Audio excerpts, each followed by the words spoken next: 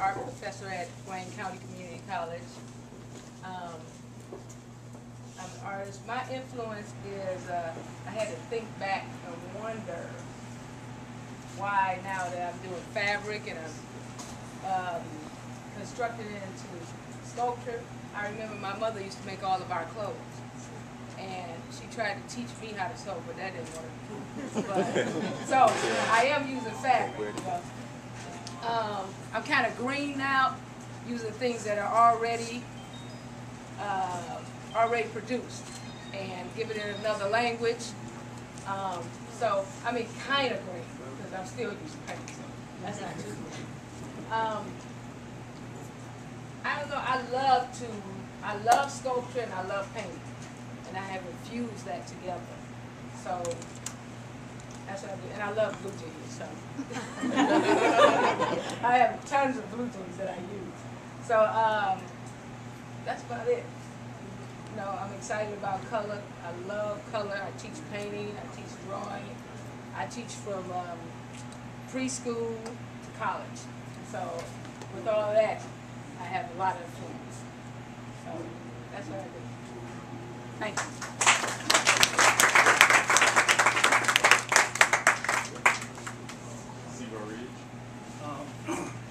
Hello everyone, thank you for coming.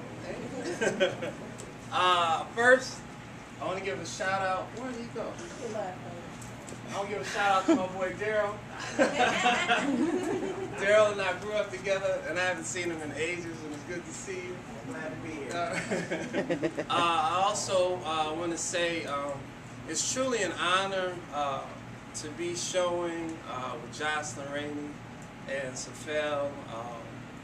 I've been looking at Safel's work basically my whole life, growing up as a part of the National Conference of Artists and running around the gallery and looking at his work. And then, you know, in more recent years, I've been heavily influenced by Jocelyn's work.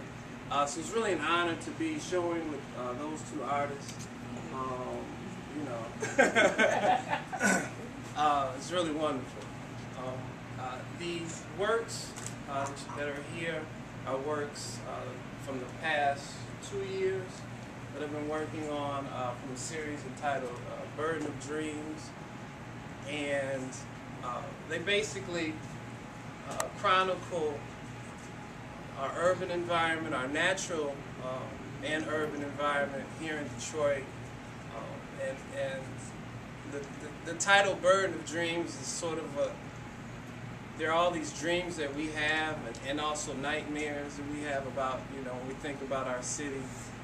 And there's a burden that comes along with it, a burden that has to do with what we see as being our failures and also our successes, and knowing how hard we're going to have to work in the future to really bring Detroit back to the place where it's supposed to be. And so I've been kind of working on those ideas, looking at, I've been doing a lot of paintings of clouds as well, and what else? Water and also land, kind of things that I haven't previously kind of worked with. I usually work, paint figures in interiors, and now move those figures out into the natural world. So yeah, that's it.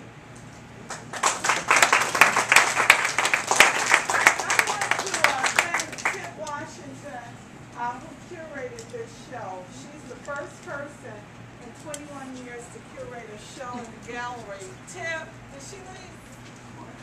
This was supposed to be a Richard Mayhew exhibition. However, I didn't get the works in time. And we decided, well, Tip and the staff had a staff meeting. Said we want a young people show. I said, what's a young people show? I said, and so they started naming these artists. I said, oh, those are young people. I never thought about that. Never heard of a young people show. But I really want to thank her, and also her daughter was just admitted to Morgan State, and she should be driving to take her daughter to school, but she decided to be here. She's hilarious. And I appreciate her loyalty. And I want to thank my son for stepping up when helping install the shelf, Nefertiti and Betty and Richard.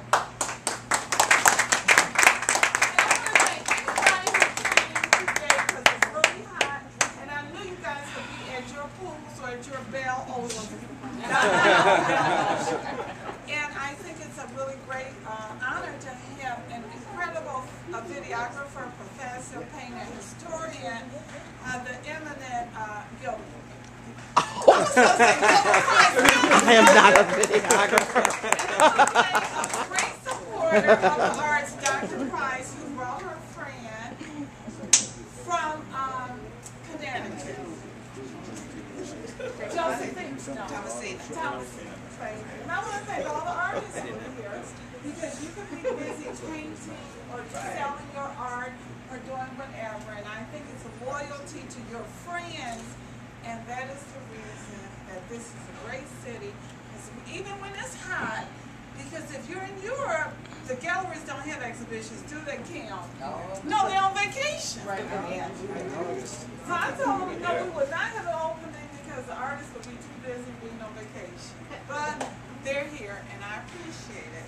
And I appreciate my friend Kim Trim, for whatever reason, even though her husband is running for charter commissioner, and she should be going door to door, she took a break from her schedule and said, we will just support art.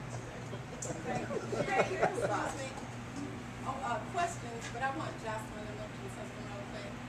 Could you please speak on finding Mona Lisa and the event on social media? Oh, okay. Thank you. I have a nonprofit organization. It's called Finding Mona Lisa, and I take urban students around the world. And we're having an auction on September 12th at the Jocelyn Rainey Gallery, and to raise money to take them to Egypt next year.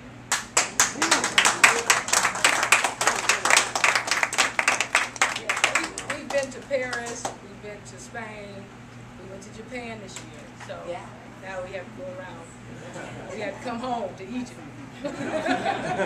Here's one right here wants to go. I know. Okay. So, you know, you can find it online. You can look it up, findingmonalisa.com. Yeah. Thank you. And Hilda, where will they see your artwork that you're doing right now? Well, they will see. I will be putting up some work. Oh yeah, in the new Henry Ford Hospital in West Bloomfield. I just found out about this last week, and I think the reception will be September 21st, but I'll let you know. Congratulations. But I also want to make sure everyone knows I am very proud to be one of the inaugural fellows for the Kresge Foundation, along with this one right here. And the thing that makes me most happy is that I remember Senghor running around like this, you know, Shirley bringing them to my studio, or when I was working at the Fagenson Gallery, and he's running around like this with his little notepad, and he drew a picture of me. I can't find that picture for nothing. But he grew up, and now we getting the same stuff. They give a love, I'm really happy to be with this one right here. You can see all of our work on the internet.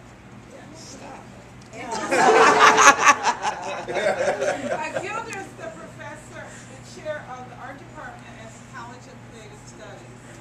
I just wanted people to know that. And Savelle is a professor at Mary Grove.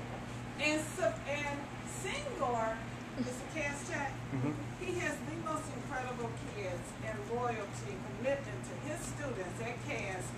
They love him, he loves them, and he really elevates their appreciation for culture to a beautiful level. And we love your kids. Thank you. There's something to be said about all of these educators in here. I think that point, I'm so glad you brought that up, because it's important for us to show our work, but it's also important to influence the young ones coming up. And he's got the most important job of all. That's right. making new collectors. Right. No, man, making new CCS students so I can keep my job.